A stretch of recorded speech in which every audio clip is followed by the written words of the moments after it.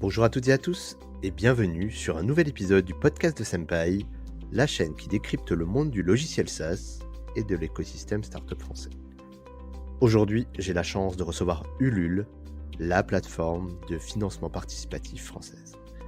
On parle aussi de crowdfunding et pour parler de ce sujet, j'ai l'autre que Laura Boquillon, responsable de formation, qui nous partagera toute son expérience. Vous découvrirez une personne incroyable, débordante d'énergie et surtout animée par des valeurs fortes. On parlera bien sûr de son histoire, avant son arrivée chez Ulule, où elle a déjà le marqueur fort de soutenir des projets impactants, pour ensuite reprendre l'histoire complète de Ulule et de ses enjeux. Laura nous expliquera tout ce qu'il y a à savoir sur les financements participatifs, ses retours d'expérience, ses conseils et aussi sa vision. Car pour elle, le crowdfunding, c'est un révélateur de tendance. On vous explique tout dans le podcast.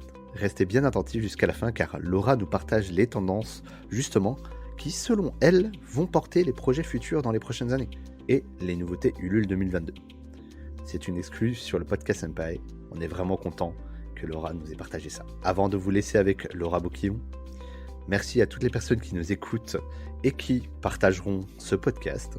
Et si vous nous écoutez sur les plateformes de streaming, n'hésitez pas à nous mettre un petit commentaire ou 5 étoiles pour soutenir la chaîne. Et ça va nous motiver tous, avec l'équipe Senpai, à vous proposer toujours de contenu toujours plus qualitatif. J'en finis avec cette introduction et je vous laisse maintenant avec Laura Boquillon, responsable formation chez Ulule pour un podcast passionnant. Très bonne écoute sur le podcast de Senpai. Bonjour Laura. Bonjour David, merci beaucoup de m'avoir invité. Eh ben, merci d'avoir accepté l'invitation. On est très content de t'avoir sur le podcast de Senpai et on a déjà travaillé un petit peu ensemble, Laura, donc on se connaît. Pour les auditeurs qui se demandent, on a fait un live ensemble avec notamment Canva. Et aujourd'hui, je suis très content que tu aies accepté l'invitation pour parler exclusivement de Ulule. On adore Canva. Et du coup, là, aujourd'hui, c'est pour toi qu'on est là. Et pour commencer, est-ce que tu pourrais te présenter, Laura, pour les gens qui ne te connaissent pas encore? Oui, bien sûr. Alors, je suis directrice de la formation chez Ulule. On va un petit peu en parler. On a plusieurs activités pour les entrepreneurs et les porteurs de projets, dont une activité de formation. Et donc, je m'occupe de cette activité au sein de l'entreprise Ulule, qui, comme tu disais, est beaucoup plus connue pour son activité de financement participatif. Yes, et raconte-nous un petit peu d'où tu viens à la base, c'est quoi ta formation, qu'est-ce que tu as fait avant d'arriver chez Ulule? Alors moi, j'avais l'envie, après mes études, d'avoir du sens dans mon travail. Tu sais, je fais partie de cette génération de travailleurs qui cherchent une motivation pour se lever le matin, pour avoir un impact sociétal assez ancré. Et j'ai commencé dans le monde de la culture, c'est là où je trouvais le plus de sens. Et puis j'ai commencé à travailler pour l'Institut culturel de Google, l'espace culturel Louis Vuitton. Donc déjà l'idée d'avoir des entreprises comme LVMH ou Google dans mon cas, qui investissaient des champs d'intérêt général. Et ça m'a toujours donné envie en fait de réconcilier un peu ces deux mondes, comment les grands groupes pouvaient œuvrer à l'intérêt général, alors que ce soit par du mécénat ou par d'autres types de soutien. Et ça m'a amené à travailler après pour des entreprises beaucoup plus petites, des petites startups, notamment une startup qui s'appelle Artips, qui travaillait avec des grands groupes justement pour remettre de la culture générale et du bien-être en entreprise, une vaste mission. Avant de partir au Canada, où figure-toi que j'ai rencontré Ulule dans les bureaux de Montréal, puisque Ulule est une plateforme de financement participatif internationale qui cherche à aider des entrepreneurs, des porteurs de projets en devenir ou en lancement aux quatre coins du globe, dont l'Amérique du Nord, avant d'arriver en France pour développer l'activité formation. Super, et ben écoute, très clair. Merci pour ces petites précisions, on comprend mieux à qui on a affaire. Et justement, Ulule, si tu veux, tu l'as un petit peu abordé là dans ton introduction, mais est-ce que tu peux nous raconter un peu l'histoire, où est-ce que vous êtes, qui sont un petit peu, quels sont un peu vos sujets majeurs, avant qu'on commence à rentrer un petit peu dans ton quotidien, ce que tu observes depuis ces dernières années dans cette structure? Oui, bien sûr, et je pense que ça parlera aux auditeurs et auditrices, puisque Ulule, c'est une société qui est entre la start-up et l'entreprise un peu plus robuste, on va dire, puisqu'on a 10 ans d'existence. C'est une entreprise qui a été fondée en 2010, donc on a même 11 ans d'existence à l'heure où on enregistre ce podcast. Et on est une cinquantaine de salariés qui œuvront à une mission qui est de donner à chaque personne le pouvoir d'agir alors pour un monde qui soit plus durable, on dit souvent plus divers, plus durable et plus ouvert. Et on dit qu'on veut donner à chaque personne le pouvoir d'agir parce qu'en fait on est à la fois sur un public de citoyens qu'on va aider à finalement avoir de l'impact positif à travers du soutien à des projets, on va en parler un petit peu plus. Mais pas que les citoyens, on aide aussi bien sûr les entrepreneurs et les créateurs d'entreprises à se lancer. On va en parler aussi un petit peu après. Et puis, on aide aussi les entreprises, les plus grands groupes, en fait, à agir pour un monde meilleur. Donc, on a ces trois parties prenantes, les citoyens, les entreprises, petites et en devenir, et les grands groupes, sur lesquels on agit. Et nous, on est une entreprise B Corp. Alors, c'est une entreprise qui est certifiée avec ce label. Ça fait partie des premières entreprises en France d'ailleurs, parce que notre colonne vertébrale et un petit peu notre mission au global, c'est de démultiplier en fait l'impact positif que peuvent avoir les entreprises dans notre société.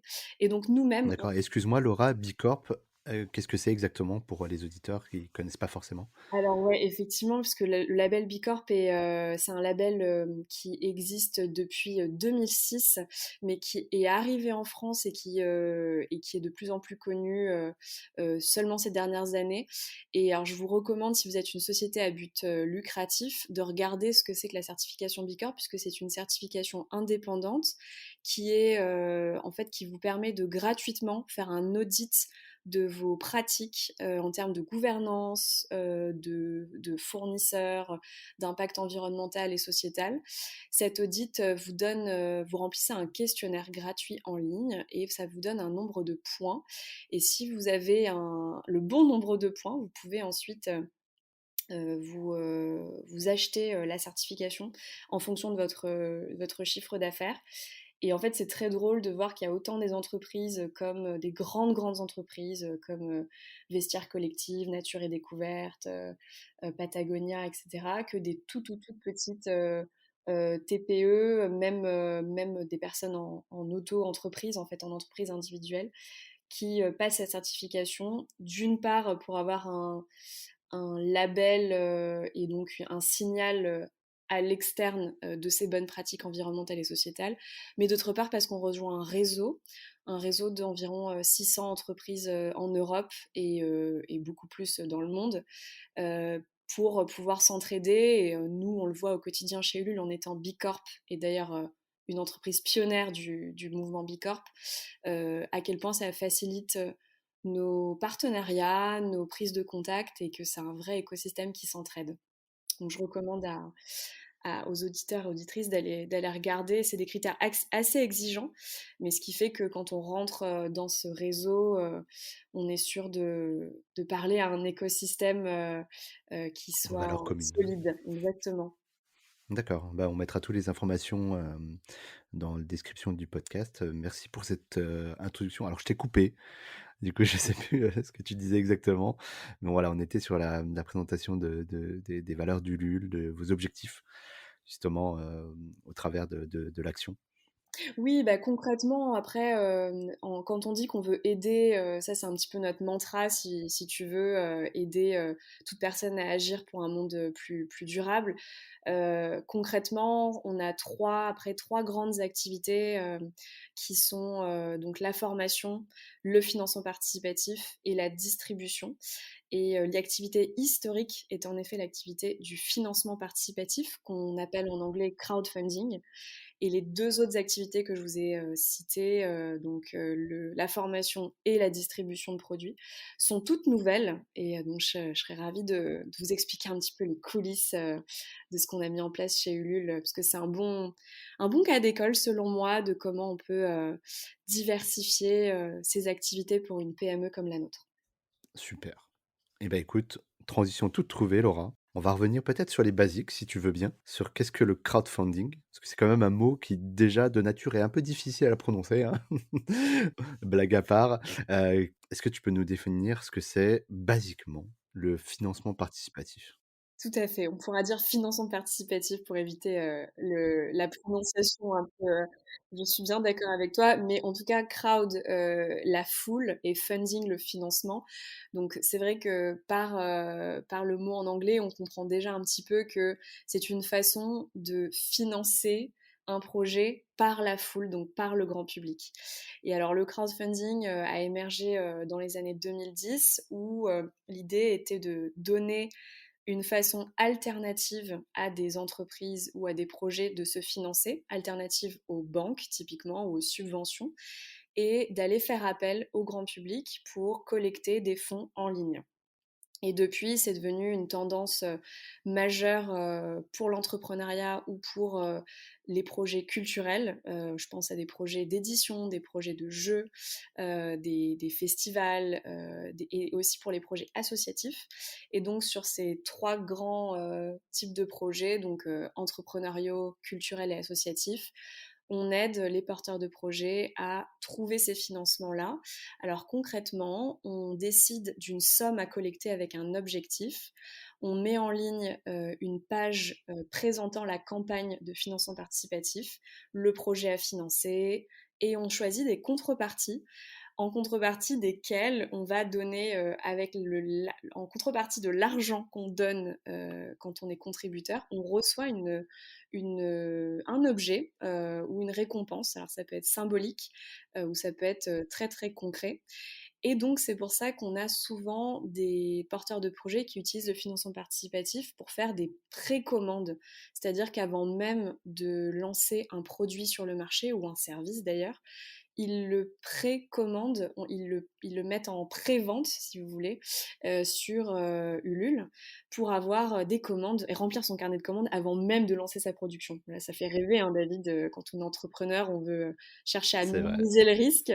Et donc, se dire qu'on peut avoir son carnet de commandes rempli avant d'avoir déboursé un centime ou presque en production, ça fait souvent rêver. Et après, au-delà de l'aspect financier pour minimiser aussi le risque et récolter des fonds, au-delà de ça, il y a vraiment un aspect communication à faire une campagne de financement participatif, puisque c'est une façon d'événementialiser son lancement et de fédérer une communauté de clients qui vont devenir un petit peu des ambassadeurs d'un projet, puisque vous imaginez bien que quand on sort la carte bleue pour aller soutenir, je sais pas moi, une nouvelle marque de vêtements ou une nouvelle application, eh bien, on est en quelque sorte les early adopters du projet, et donc des ambassadeurs de ce projet. Et donc, pour le porteur de projet, l'entrepreneur, c'est aussi souvent un exercice grandeur nature de test de marché pour avoir ce qu'on appelle souvent un POC, un proof of concept. On dit souvent, on utilise souvent ce terme Exactement. comme façon de tester l'appétence des consommateurs, ou en tout cas des cibles, à son produit ou à son service. Et donc, avec le financement participatif, on peut tester grandeur nature sa preuve de marché. Super intéressant et je rebondis un petit peu sur ce que tu as dit. Tu as donné énormément d'infos, je pense que tout le monde a bien compris maintenant, le sujet du financement participatif. Moi, j'ai envie de te poser un peu des questions. C'est quoi, une bonne campagne? On parle souvent de durée. Tu as parlé des contreparties aussi qui font que, ça peut être un succès. Selon toi, c'est quoi un peu la recette secrète d'une bonne campagne de financement participatif? Alors j'aimerais bien qu'il y en ait une. Je pense qu'il y a beaucoup de porteurs de projets qui aimeraient bien ça. Donc il faut se méfier justement des Un peu des recettes, magiques, des toutes recettes faites, ouais. magiques, tout à fait. Néanmoins, ceci dit, ta question prend sens parce qu'il y a quand même des incontournables, on va dire, dans le financement participatif, et notamment sur la durée. C'est une bonne question parce qu'il y a toujours des cycles avec les lancements où il y a en général un démarrage qui peut être assez fort puisqu'on va commencer par le premier cercle de son projet. Donc, je ne sais pas, David, quand tu as lancé Senpai, si tu te souviens des premières personnes à qui tu as parlé du projet, ça c'est certainement ton premier cercle, ta famille, Tout à tes fait. amis, tes anciens collègues. Des anciens collègues, exactement. Exactement. Donc ça, c'est ton premier cercle et c'est souvent les tout early adopters. Tout à l'heure, on parlait d'early adopters qui vont venir ensuite en boule de neige, en effet boule de neige, ramener d'autres personnes de leur propre premier cercle qui va constituer ton second cercle. Finalement, les amis de tes anciens collègues, les amis de tes amis, etc. Et l'effet boule de neige prend plus ou moins selon les campagnes. C'est-à-dire qu'il y a toujours un peu un effet où si la locomotive est bien lancée, euh, et le moteur étant le porteur de projet, hein, et si on arrive à avoir un bon momentum, ce second cercle s'emballe rapidement vers ce qu'on appelle le troisième cercle, donc le grand public, les médias, les personnes qui n'ont aucune connexion avec le porteur de projet. Mais il peut arriver, et c'est pas un risque qui est rare, hein, que ça ne prenne pas, et donc qu'il faille avoir d'autres techniques de prospection et de marketing pour trouver des contributeurs. C'est pour ça que c'est vraiment un exercice grandeur nature de quand on lance sa boîte et qu'on a besoin de trouver ses clients. Parce que là, on teste vraiment si on a les épaules d'aller faire sa prospection, relancer les gens qui n'ont pas encore contribué, etc. Et donc, on sait qu'il y a ce risque d'essoufflement.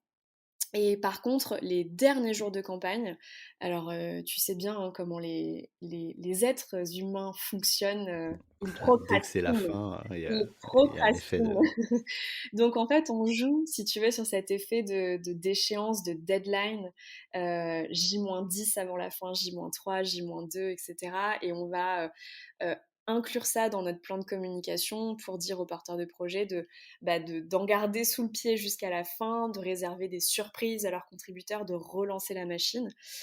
Donc finalement, toutes ces phases-là font qu'en un mois et demi maximum, on arrive à faire vivre une campagne. Mais plus, c'est très difficile parce que ça s'essouffle et le momentum se perd. Or, tout ce qu'on veut avec une campagne de financement participatif, c'est que tous les yeux soient rivés sur nous le plus longtemps possible et qu'il y ait un sentiment d'urgence pour se dire que les contributeurs ne doivent pas trop procrastiner s'ils veulent accéder à ce produit ou à ce service qu'ils ne trouvent pas sur le marché autre que sur Ulule. Ça, c'est important, c'est qu'il y a un sentiment d'exclusivité. Il faut se dire que c'est une façon aussi de prévendre des produits en avant-première.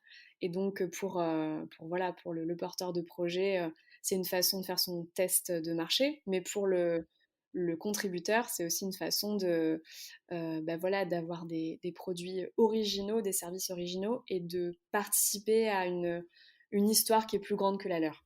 et de se projeter aussi dans la durée parce que j'imagine que quand tu mets, tes deniers, tu as envie de aussi, avoir le résultat assez vite et c'est vrai que si la campagne dure longtemps, beaucoup trop longtemps, admettons 6 mois, je dis n'importe quoi, mais c'est vrai que ça projette encore moins les personnes dans le service ou le produit. Exactement.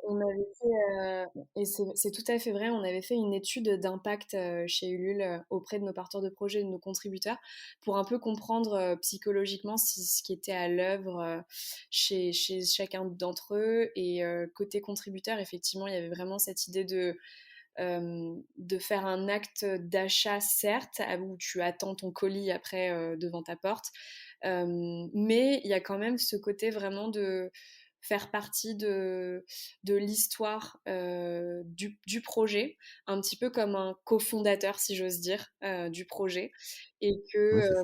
il voit la différence entre une plateforme e-commerce classique où tu précommandes ton produit et grosso modo, tu as 5 à 10 jours de livraison, Oui, tu es un versus client lambda, ouais, c'est ça. voilà, versus un projet de financement participatif où l'on sait que déjà si l'objectif n'est pas atteint, chacun est remboursé, chaque contributeur est remboursé et donc il se peut très bien que votre achat n'aboutisse jamais et que vous soyez simplement remboursé parce que le porteur de projet n'a pas atteint son objectif financier. Et si l'objectif est atteint, que vous recevez cette contrepartie, mais que potentiellement le porteur de projet n'a pas commencé la conception de son application ou la production de son produit ou l'impression de son livre. Donc il y a aussi cette idée de rallonger les délais, ce qui nous plaît pas mal dans cette idée de déconsommation qu'on prône aussi beaucoup et de fast, de, Bien de, sûr. de fast tout en fait, fast shipping. Le consumérisme un peu rapide, comme ça, on jette Ça très rapidement les ralentit un choses. peu les choses, ça ralentit un peu les Hmm. choses. On n'a pas l'habitude, Ça mais rapporte de la valeur, ouais. tout à fait.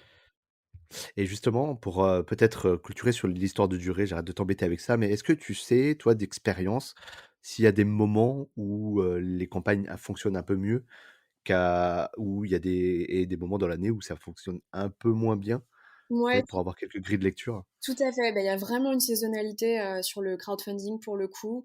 Et on a, et alors dans cette saisonnalité dont je vais te parler, il y a aussi le facteur avec les dernières années, enfin la dernière année qu'on a vécue de Covid et de pandémie.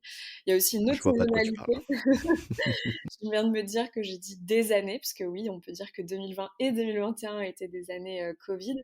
Et alors, donc, dans la saisonnalité d'une année traditionnelle, on va dire, c'est très pertinent, cohérent avec les cycles qu'on voit sur du e-commerce. Donc, c'est-à-dire que tout le premier, la partie mi-janvier, mi-mai est très forte en lancement de projet.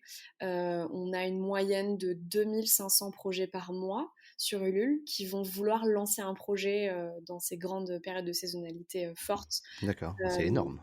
c'est vraiment énorme. Alors après, sur les 2500 projets qui veulent se lancer par mois, il y en a pas 2500 qui vont se lancer. Et c'est justement tout là l'enjeu d'Ulule aussi, nous en tant qu'entreprise, de pouvoir accompagner à tous les stades ces porteurs de projets, de l'idée à la commercialisation, puisqu'ils n'ont pas tous le même niveau de maturité. Et en été, on voit concrètement que c'est plus le moment de faire une campagne de finance participative et que les gens sont dehors et ne Ils sont sont en plus. vacances. Voilà, ils sont en vacances et ils ont bien raison. Et on retrouve cette saisonnalité après l'été où pour le coup la période septembre, c'est un peu la rentrée littéraire traditionnelle, sachant que nous sur Ulule, les projets d'édition sont une grosse partie aussi des collectes, en plus des projets de lancement de produits et de services dans la mode et la cosmétique et l'alimentation. Et donc on a une grosse rentrée et ensuite les gens sont en vacances à Noël et ils ont bien raison Ça encore une fois. recommence. Et donc c'est vraiment saisonné par rapport à ça.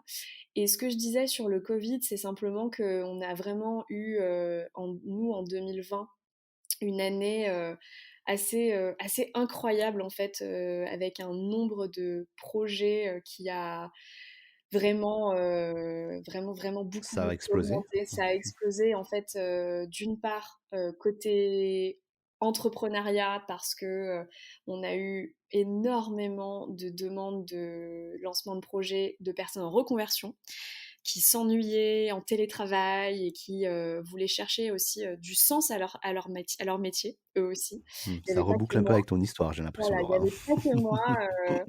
Si je Et me permets. tout à fait, c'est vraiment une grosse tendance qu'on vit au quotidien chez Ulule, c'est de se dire que on voit les effets sociétaux que peuvent avoir tous ces événements sur l'évolution professionnelle des gens et typiquement se mettre à son compte, créer son propre projet, apporter sa pierre à l'édifice et avoir un impact positif. C'est des exigences qui ont été réévaluées, j'ai l'impression, en 2020. D'où aussi notre envie à ce moment-là de penser à d'autres services chez Ulule, dont la formation. Eh ben, écoute, je vais peut-être, enchaîner sur l'autre question parce que je vois que l'heure file et j'ai encore beaucoup de choses à te poser, à te demander pardon, Laura. Mais, hyper intéressant et franchement, c'est une mine d'or. Merci de nous partager tout ça. J'ai peut-être une dernière question et après, je t'embête plus sur le crowdfunding. Mais est-ce qu'il y a des montants, tu sais, des paliers, des montants maximum observés sur des projets? Et est-ce que, c'est pour tout le monde, justement? Donc il y a 2 questions en une. Est-ce que les on peut tout financer? Jusqu'à quel niveau maximum tu as observé? Et minimum aussi, donc implicitement? Et est-ce que ça s'adresse vraiment à tout le monde? Alors, c'est intéressant parce qu'on entend souvent parler des blockbusters et des grosses campagnes de financement participatif qu'on voit dans la presse ou sur les réseaux sociaux, des campagnes qui font des centaines de milliers d'euros, que ce soit en lancement de produits, la Oui, success bien sûr. story auquel on fait souvent référence, c'est la success story de Justine Hutto, qui est la cofondatrice de Respire, un Qu'on déodorant salue au passage, naturel si elle et nous qu'on écoute. salue. Et pour cause, hein, c'est une histoire incroyable d'une campagne qui a su rameuter en fait une communauté incroyablement engagée, près de plusieurs dizaines de milliers de commandes, et aujourd'hui qui est partout dans les grandes surfaces et qui a gagné une visibilité nationale. Alors, il en existe des blockbusters comme ça, évidemment, et heureusement, et on les adore. On les met Mais beaucoup j'ai en l'impression que c'est avant. pas le quotidien, non? Mais le quotidien, Ouais, quand je te disais qu'il y avait 2500 propositions de projets par mois, eh bien, c'est des plus petits projets, si j'ose dire, sans condescendance aucune, mais c'est bien plus sûr. petits dans le En sens. termes de montant, déjà, En c'est plus termes de petit. montant, voilà, en termes de montant, le montant collecté moyen sur Ulule est de 5 000 euros. Alors, il est monté à 7 000 euros sur certaines périodes, mais voilà, 5, 6, 7 000 euros pour te donner une idée, ça permet aux entrepreneurs qui viennent chez nous de financer, alors, soit une machine, soit de précommander les 100 premiers exemplaires de leurs produits, De faire ou des petites productions, ouais. voilà, ou d'embaucher pour 2 mois le développeur qui va faire Faire l'application. l'application, ouais. Exactement. D'accord. Et donc, c'est important de rappeler ça puisque, voilà, on est souvent, je pense qu'on a souvent sous les projecteurs des plus gros montants. Et pour répondre à ta seconde question, le crowdfunding, non, n'est pas fait pour tout le monde. Alors, déjà, il y a un premier tri tout simple à faire. On parle de crowdfunding, donc crowd, la foule, le client, le C de B2C, parce que on va souvent avoir des projets qui sont directement adressés au grand public. Et donc, on va faire un financement grand public. Donc, les projets B2C s'y prêtent très bien. Or, un projet B2B est beaucoup plus difficilement finançable par le financement participatif, à moins de trouver des manières d'intéresser le grand public qui vont ensuite, par ricochet, faire développer l'activité côté B2B. Donc ça, c'est déjà très important. Après, il faut quand même avoir en tête que prévendre un produit et avoir des contreparties qui sont concrètes pour les contributeurs, et donc avec des produits matériels, ou ou en tout cas un accès concret à quelque chose, c'est plus facile que de vendre un service qui soit intangible et Et à moins, destination des pros, quoi, voilà, et à des destination entreprises. des pros. Donc c'est vrai que les projets qui sont les plus plébiscités sur le crowdfunding vont être typiquement des projets de produits B2C. Et ensuite, il y a des catégories de projets qui sont très en vogue. Et alors, toutes nos statistiques, d'ailleurs, sont en open source sur les internets. Donc, ça permet de voir, en fait, par catégorie de projet, combien ont été collectés, combien de fonds ont été collectés. On voit les pourcentages de réussite aussi, donc ayant atteint ou pulvérisé leur objectif financier. Donc, on se rend compte que les catégories comme je le disais, de mode, cosmétique, édition, jeux, musique, sont très publicités. L'associatif aussi, évidemment. Et ça va être moins le cas sur des campagnes typiquement très digitales, de produits très digitaux et B2B, comme je disais. D'accord. Bah, écoute, si tu as le lien, je le remettrai en description comme ça si les gens veulent aller le consulter, Bien ils sûr. peuvent regarder ça directement en public. Très cool et en fait, en préparant ce podcast, Laura, on s'est dit une chose qui était intéressante. Maintenant qu'on a bien compris, le cadre et comment ça fonctionne, tu m'as dit une chose, c'est que le crowdfunding, David, c'est une révélateur de tendance. Tout à fait, mais en fait, moi je trouve que c'est la partie la plus faux-folle de de notre métier aussi, parce que on est au cœur, si tu veux, un petit peu du réacteur de ce que les gens plébiscitent. Tu vois, c'est qu'on est sur la plateforme, on a des signaux faibles de projets qui paraissent à un moment T niche, qui peuvent en fait annoncer une tendance plus globale quelques années plus tard. Et moi, je l'ai vu sur des. Alors là, très récemment, tu vois, depuis que moi je suis chez Ulule en 4 ans, on a eu l'exemple de la culotte menstruelle. Alors la culotte menstruelle, c'est un objet D'accord? qui est arrivé sur Ulule en pré-vente comme un objet un peu niche, ouais, Un peu bizarroïde, ouais, un peu, un peu hipster alternatif. presque. Exactement, voilà, très niche, pas du tout grand public, porté plutôt par des publics. D'ailleurs, il y a beaucoup d'associations féministes derrière toute la lutte contre la précarité Bien menstruelle. sûr. Et en fait, ça arrivait, je me souviens, avec une première campagne qui était en 2017 avec la campagne de Réjeanne, une marque de culottes menstruelles qui a fait un carton sur Ulule. Et en fait, on a été nous-mêmes impressionnés par le trafic concrètement qu'on a eu sur ces pages, le reach, l'emballement autour de ce sujet-là. Et aujourd'hui, en 2021, à l'heure où on se parle, la ministre de l'Enseignement supérieur a annoncé la gratuité des protections hygiéniques, lutte contre la précarité menstruelle, on parle des culottes menstruelles, on en retrouve dans les grandes surfaces, on a des centaines de projets de culottes menstruelles depuis qui se sont financés sur Ulule.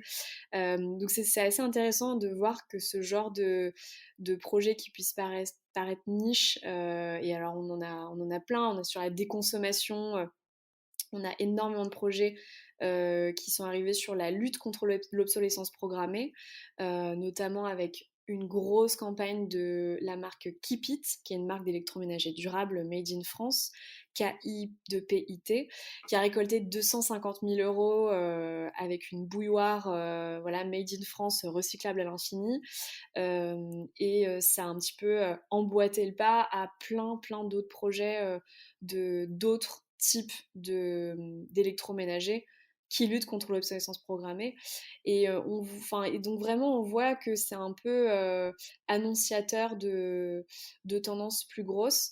Et puis même avant ça, on prend souvent l'exemple chez Ulule dès 2012, des toutes premières occurrences de projets qui utilisaient le mot vegan en 2012, D'accord. à l'époque où vegan, et on avait aussi sur la même année énormément d'occurrences sur le mot vrac, et des projets de coworking. Tu vois, le premier coworking a été lancé sur Ulule en 2012. Et Alors depuis, qu'aujourd'hui, c'est des mots qui font partie du langage, hein. voilà, tu vois, c'est ça et c'est vrai que c'est drôle de voir qu'à l'époque, c'était, certainement des premiers signaux faibles et que la foule en fait, ce qui est intéressant de voir, c'est que c'est aussi, une mobilisation collective, grâce à ce principe du collectif, avec le financement participatif, qui a pu, bah, générer, cette visibilité pour ces projets-là, qui a pu, j'imagine et je l'espère, inciter d'autres porteurs de projets sur ces thématiques-là à se lancer aussi et à se financer. Et aujourd'hui, comme tu dis, c'est des mots qui font partie du quotidien et nous, en termes de collecte, c'est des milliers de projets sur ces thématiques qui sont financés aujourd'hui. Et on se pose même plus la question si ça va être plébiscité ou pas par le grand public. On sait que c'est des projets qui vont plaire à notre communauté de 4 millions de membres. Et voilà, on sait que à l'époque, on n'aurait peut-être pas. J'étais pas là en 2012 chez Ulule, mais je sais pas si on était sûr et certain que le premier coworking allait être compris par le grand public. Est-ce que ce concept allait Dans un être modèle d'organisation un compris. peu traditionnel, ouais, Exactement. on parle de ça. Donc c'est vrai que c'est une partie assez chouette de voir que on a ces tendances de fond qui émergent avec des tout petits signaux comme ça sur certaines campagnes. Et en ce moment, c'est vraiment l'inclusivité. Nous, on voit que J'allais te poser la question, Laura. écoute, J'allais te dire, et là, aujourd'hui, c'est quoi là, là les tendances? on enregistre fin 2021 l'inclusion, si tu veux, l'inclusivité globale. Alors, dans inclusion, inclusivité, moi, je mets à la fois des projets qui vont inclure des publics, alors autant de personnes handicapées que de personnes qui ont des bourrelets, que des personnes non genrées. Tu vois, c'est vraiment l'idée Bien sûr, d'avoir des projets qui incluent et diverses, qui militent, voilà, qui plurielles. militent pour avoir ce monde plus divers et plus ouvert. Et en fait, c'est intéressant de voir que ça s'infiltre dans des projets qui sont de base très portés sur l'écologie et l'environnement, et qu'il y a un peu aujourd'hui, cette double exigence qui est à la fois d'avoir ces critères environnementaux et écologiques et une forme d'inclusivité sur des publics, on va dire, empêchés traditionnellement. Et Est-ce que du coup, on parle d'impact là, justement, Laura? C'est un mot qu'on revoit souvent dans la presse écrite. oui, tout à fait. Bah, c'est vrai que l'impact, alors c'est un mot qui peut être un mot un peu valise. Impact tout seul, d'ailleurs, c'est carrément un mot valise. Nous, on a beaucoup réfléchi à comment définir justement ce que c'était qu'un projet à impact positif. Et en fait, on s'est tout simplement appuyé sur les objectifs de développement durable des Nations Unies, qui sont des objectifs qui nous servent de repère. En fait, chaque projet va aller se positionner sur des objectifs de développement durable des Nations Unies en disant, voilà, je participe à tel objectif. Donc, l'idée des Nations Unies était justement de donner les grandes lignes sur les grands sujets à aller challenger pour les citoyens, les entreprises.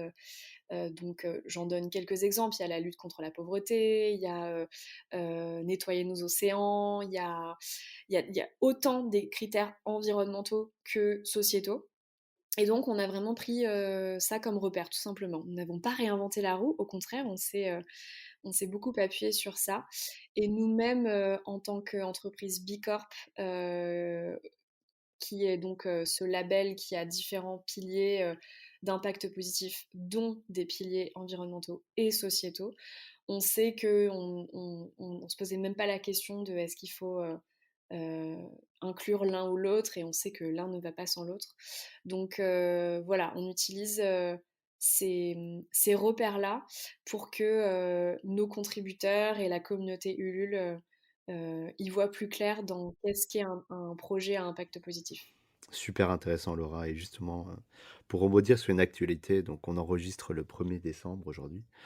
Euh, il y a eu pas mal de news, notamment dans les startups, les grosses startups françaises, qui justement intègrent l'impact. Donc ça va vraiment dans la direction que tu tu mentionnes là, en termes de projets, valeurs et trajectoires, qui commencent à intégrer même dans leur board, des personnes qui sont en charge de l'impact. On appelle ça les CIO, donc les Chief Impact Officer. C'est tout nouveau en France. Et là, en fait, pour l'actualité du jour, du moment, c'est Kat Bourlongan, qui était l'ancienne directrice de la French Tech, qui vient de rejoindre une startup, bon, on va la citer, Content Square, et qui justement va développer l'impact dans cette grosse success story française. Mais il y a Insect, il y a Open Classroom aussi, avec Audrey Hiver, qui vient de rejoindre ces pôles-là. Donc, là, on a un exemple concret de ce que tu viens d'illustrer et ça fait sens. Et justement, quand on va voir 2022, sans doute la tendance impact sera vraiment au cœur des réflexions. Effectivement, et en fait, je pense que c'est super important d'avoir quelqu'un qui peut driver en interne cette volonté. Et donc, pourquoi pas un Chief Impact Officer ou on l'appelle, je pense qu'on l'appellera référent RSE dans les grands groupes ou des choses comme ça. Mais en tout cas, certes, il y a des repères comme le label B Corp, comme les ODD, mais pour que la gouvernance suivent derrière et qu'il y ait des vraies actions, je pense qu'il faut un lead interne. Et nous, en fait, c'est vraiment intéressant parce que chez Ulule, c'est la grille de critères B Corp qui est pas mal notre boussole et notre référentiel. Et c'est le cas de beaucoup de B Corp, hein. J'en ai parlé avec beaucoup d'entreprises consoeurs qui ont ce label. On est 160 en France. Et ça sert vraiment aussi pour elles de boussole parce que concrètement, hein, vraiment, si c'est le sujet qui vous intéresse, regardez les questionnaires Bicorp. C'est très très concret, on est loin d'être dans du bullshit. C'est vraiment bah voilà, le nombre de femmes et de minorités au conseil d'administration, est-ce qu'il y a des pratiques dans la façon de consommer l'énergie dans les bureaux qui sont environnementales? Est-ce que les fournisseurs sont français ou locaux? Enfin, c'est vraiment Bien très, sûr. très concret. Et en fait, ça oblige à aller cocher les cases et si on les a pas cochées, se dire l'année d'après, puisque c'est une certification pour B Corp qui se passe tous les 18 mois. Et donc tous les 18 mois, en fait, l'idée, nous, chez Ulule, c'est d'améliorer notre score et donc de cocher le plus de cases possible à chaque fois. Et donc il y a une sorte ouais, d'incentive pour driver cette action, d'avoir plus d'impact. Et c'est récurrent, quoi. Il y a vraiment quelque chose qui se fait dans le temps et le Exactement. statut est pas acquis, quoi. Exactement. Et donc ça pousse les entreprises et même la certification elle-même évolue. Donc elle est dans ses exigences.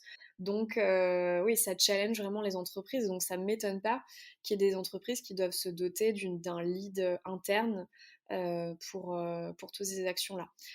Outre le signal externe que ça peut donner, parce que c'est aussi du marketing, hein, on va pas se le cacher.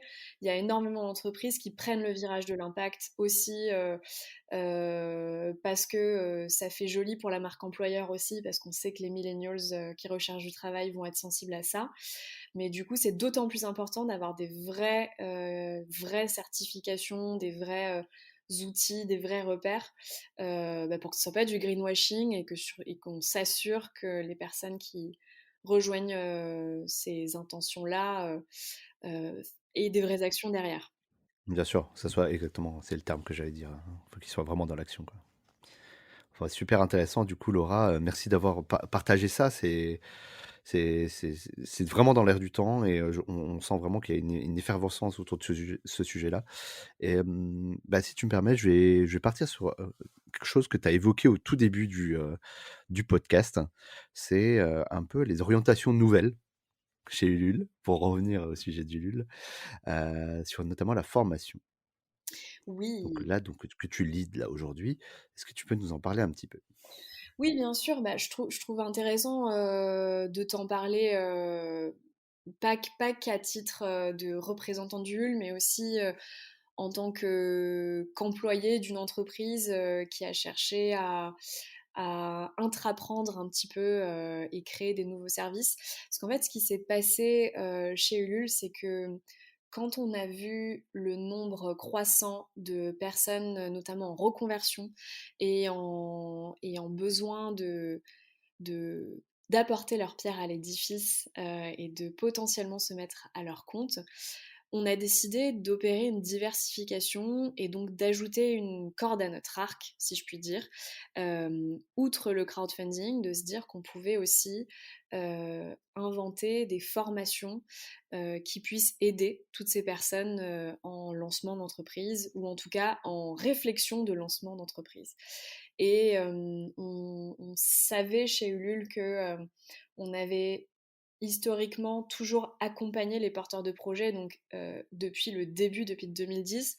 Il faut savoir qu'il y a une équipe sur 50 personnes, il y a une équipe de 15 qui accompagne les porteurs et porteuses de projets, donc qui sont garants de leur succès. On les appelle les success managers ou les accompagnateurs de projets. Et donc l'accompagnement qui a toujours fait partie de l'ADN du LUL. Et donc on s'est dit qu'il y avait alors non pas un pivot, parce que c'est pas, on n'a pas recentré toute notre activité sur la formation, mais de se dire que dans la chaîne de valeur d'un entrepreneur, en amont du financement participatif, on avait une brique à rajouter, qui est donc cette brique d'éducation et de formation. Et donc moi, j'étais aux manettes du marketing à ce moment-là, et on organisait énormément d'événements pour les entrepreneurs et les créateurs à ce moment-là. Et quand j'ai entendu notre PDG Alexandre Bouchereau parler de cette diversification, de cette nouvelle verticale en interne, je suis allée le voir et je lui ai dit, bah, moi ça m'intéresse de réfléchir avec toi sur tous ces sujets. Et donc on a un petit peu appliqué la recette qu'on donne aujourd'hui à nos entrepreneurs. On a fait un premier pilote, un premier POC avec une première formation, qu'on s'est enfermé dans une salle, on est allé s'entourer d'experts qu'on connaissait bien sur le sujet de l'entrepreneuriat, et on a sorti ce qu'on appelle un MVP. Donc Et est-ce que vous avez fait un crowdfunding du coup? on a presque fait un crowdfunding. Alors figure-toi que c'est très drôle que tu dises ça parce que Ulule a lancé également, c'est une autre verticale dont je n'ai pas encore parlé, mais tu me tends la perche.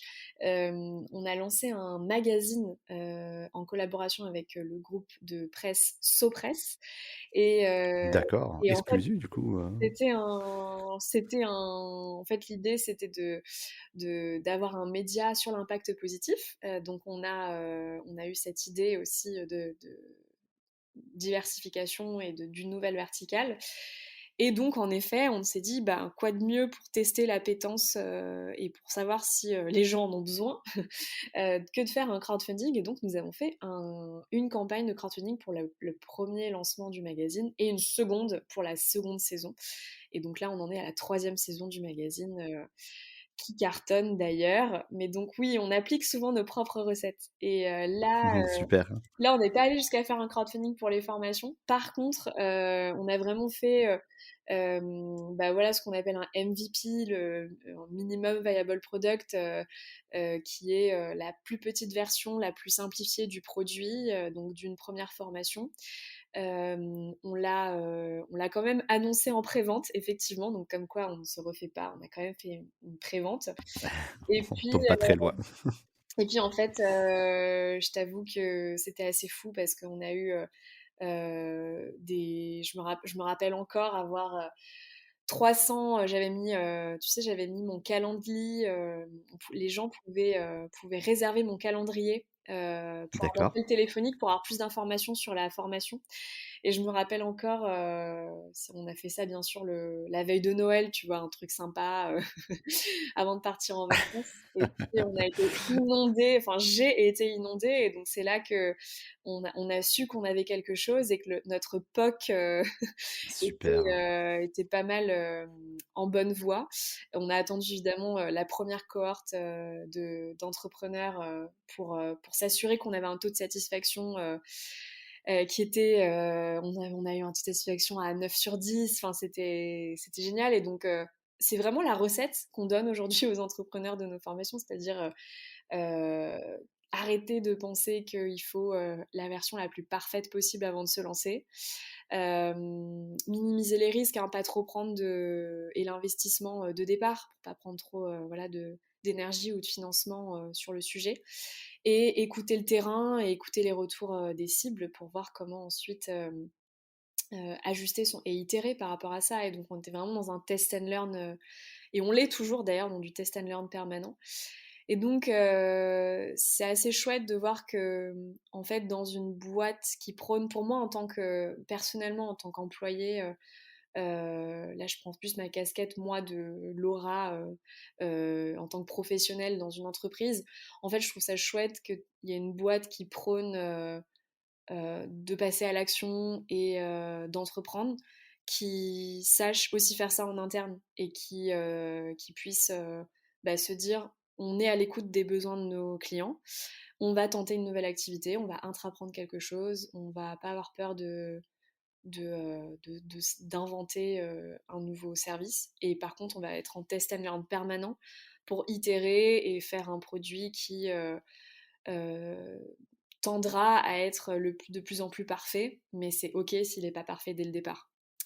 Et donc, nous voilà aujourd'hui maintenant on est un organisme, depuis là, un an se sont écoulés, on est un organisme de formation certifié, on a 500 formés à notre actif, et donc le POC est bien derrière moi. Et donc il y Et a d'ailleurs, beaucoup de comment on challenges. fait pour s'inscrire, Laura? Si les Alors, gens sont intéressés? tout simplement sur formation au singulier.ulule.com, formation.ulule.com. De toute façon, l'idée c'est de voir que si chaque projet, en fonction de son avancement et en fonction de ses besoins, peut rentrer dans l'un de nos programmes. Et donc là, le passage à Super. l'échelle pour nous, la prochaine phase que connaissent toutes les entreprises, hein, et sur cette activité-là, nous, c'est le passage à l'échelle et comprendre comment, si on veut, aujourd'hui, cette année, si on a formé 500 personnes, comment est-ce qu'on peut garder le même niveau de qualité en formant des dizaines de milliers et surtout en continuant à se réinventer et en écoutant les besoins et en ouvrant d'autres formations pour d'autres besoins. Donc il y a plein de choses très excitantes à venir, forcément. Bah, oui, on dirait bien. Il y a une belle dynamique et on mettra du coup, le lien en commentaire aussi, encore une fois, si les gens sont intéressés. Bah, super, Laura, alors je suis désolé, il va falloir qu'on conclue, le podcast parce que le temps file et je sais que tu as pas mal de choses aussi, sur le feu, notamment des formations à monter, hein, et des projets à soutenir et justement peut-être en conclusion, est-ce Et que tu aurais des petites, informations à nous partager, tu sais, tu veux des sur news alors c'est assez ouvert, hein. croustillantes, des exclus. Ah voilà, il faut nous sortir de l'exclu, l'audimat et rester jusque-là. Il faut leur donner à manger. Non, je plaisante, mais qu'est-ce qui vous attend justement? Tu en as parlé un petit peu, hein, déjà, mais est-ce qu'il y a d'autres choses que tu J'ai veux nous des partager? exclus. C'est bien parce que c'est toi, David, c'est bien parce que c'est Oh vous, là les là, allez, auditeurs je prends mon carnet. du podcast. Non, mais nous, en fait, je parlais de la chaîne de valeur dans cette idée de continuer à se réinventer et à comprendre comment est-ce qu'on peut aller sur toute la chronologie d'un client, lui offrir des services. En plus de la formation puis du financement participatif, on développe une troisième brique qui est donc une place de marché qui s'appelle Bien ou Bien. Alors c'est bienoubien.com. Bien ou Bien qui est un nom que j'affectionne particulièrement, qui est un petit peu la traduction de il n'y a pas d'autre alternative que de bien consommer, puisque c'est une place de D'accord, marché qui met en vente des produits qui ont justement cette double exigence à la fois écologique et éthique. Donc on va retrouver dessus des produits qui sont et made in France et écologiques ou made in Europe et en tout cas qui respectent tout un tas de critères D'accord. qui sont très très exigeants d'ailleurs. Et en fait, c'est ça, Ulule, le Ulule de 2022 va être cette grande plateforme à impact positif qui va à la fois rassembler des personnes qui sont en tout démarrage et qui s'ennuient chez elles parce que elles ne trouvent pas ce qu'elles recherchent dans leur travail de tous les jours et qui potentiellement se lanceront à leur compte, à des Ouais, trouver du porteurs de sens. projets voilà, en lancement qui veulent financer leur activité et trouver des premiers fonds pour se lancer, jusqu'à des personnes plus installées, des entreprises plus installées qui sont déjà prêtes à distribuer leurs produits sur notre place de marché. Voilà ce qui nous attend, un Eh ben, dis vaste donc. programme.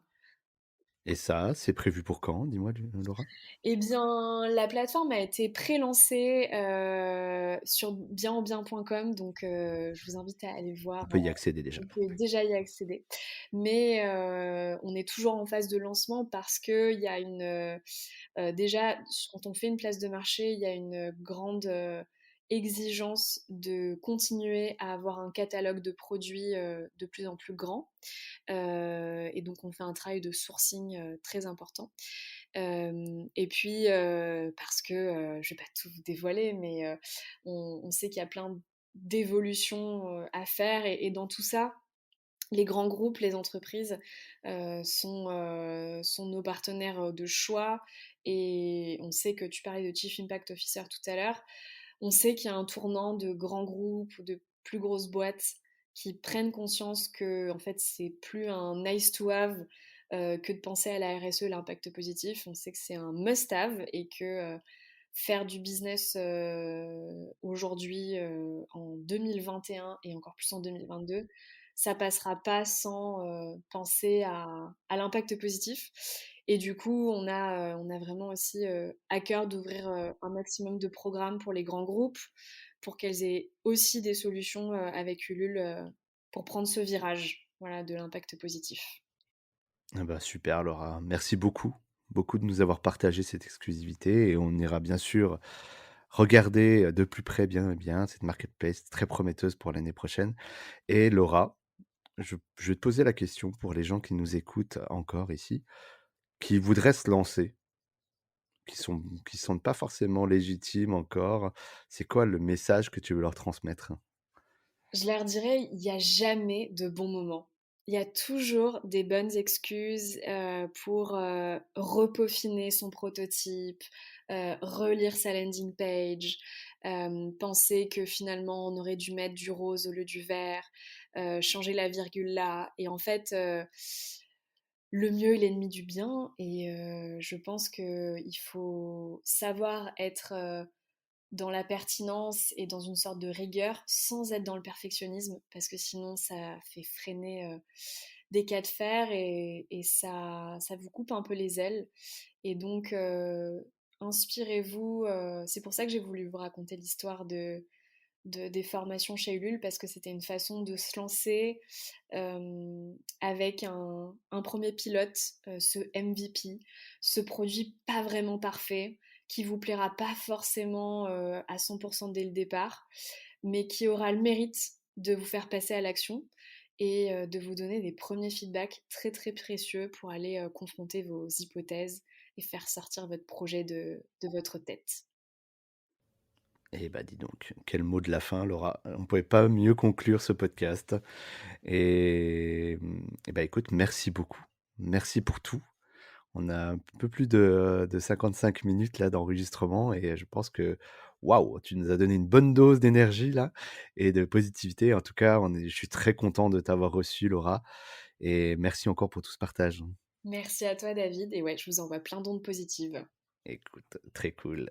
À très bientôt et très bonne continuation chez Ulule. On a hâte de voir vos nouveautés et voir si tout ce qu'on a prédit pendant le podcast va se réaliser. J'espère. À très bientôt, Laura. Merci d'avoir suivi cet épisode du podcast de Senpai. Si vous souhaitez soutenir la chaîne, rien de plus simple, partager ou tout simplement parler du podcast autour de vous, cela sera d'une grande aide, je vous l'assure. Nous vous donnons rendez-vous pour le prochain épisode et si vous ne pouvez pas attendre, une seule adresse www.senpai.io pour écouter d'autres témoignages passionnants. À très vite sur le podcast de Senpai.